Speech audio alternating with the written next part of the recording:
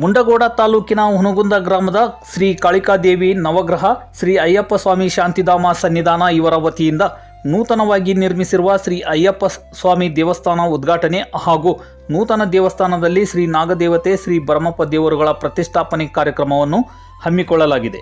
ಜನವರಿ 4ರಂದು ರಾಕ್ಷಯಜ್ಞ ಹೋಮ ಹವನ ಕಾರ್ಯಕ್ರಮ, 5ನೇ ತಾರೀಕಿನಂದು ಬೆಳಗ್ಗೆ 6:10 ತತ್ವಮಸಿ ಧ್ವಜಾರೋಹಣ, ಬೆಳಗ್ಗೆ ವಾಸ್ತುಶಾಂತಿ, ನವಗ್ರಹ ಪೂಜೆ, ಅಷ್ಟದಿಗ್ಬಂಧನ, ಶ್ರೀ ಅಯ್ಯಪ್ಪ ಸ್ವಾಮಿ ದೇವಸ್ಥಾನ ಉದ್ಘಾಟನೆ ನಂತರ ಶ್ರೀ ಭರಮಪ್ಪ ನಾಗದೇವರ ಪ್ರತಿಷ್ಠಾಪನೆ ಕಾರ್ಯಕ್ರಮವು ಶ್ರೀ ದುಂಡಯ್ಯ ಶಾಸ್ತ್ರಿ, ಶ್ರೀ ಕೆಂಚೋಡಯ್ಯ ಶಾಸ್ತ್ರಿ, ಶ್ರೀ ಈಶ್ವರಯ್ಯ ಶಾಸ್ತ್ರಿ ತರ್ಲಘಟ್ಟ, ಶ್ರೀ ಕಲ್ಲಯ್ಯ ಶಾಸ್ತ್ರಿ ಇಂದೂರ, ಶ್ರೀ ಸಂಗಯ್ಯ ಶಾಸ್ತ್ರಿ ಕಾತೂರ, ಶ್ರೀ ಕೊಟ್ರಯ್ಯ ಶಾಸ್ತ್ರಿ ರಾಮಾಪುರ, ಶ್ರೀ ಅಮರಯ್ಯ ಶಾಸ್ತ್ರಿ, ಶ್ರೀ ಬಸಯ್ಯ ತೋಟಯ್ಯನವರ ಶಾಸ್ತ್ರಿಗಳ ಅಮೃತ ಹಸ್ತದಿಂದ ನೆರವೇರುವವು.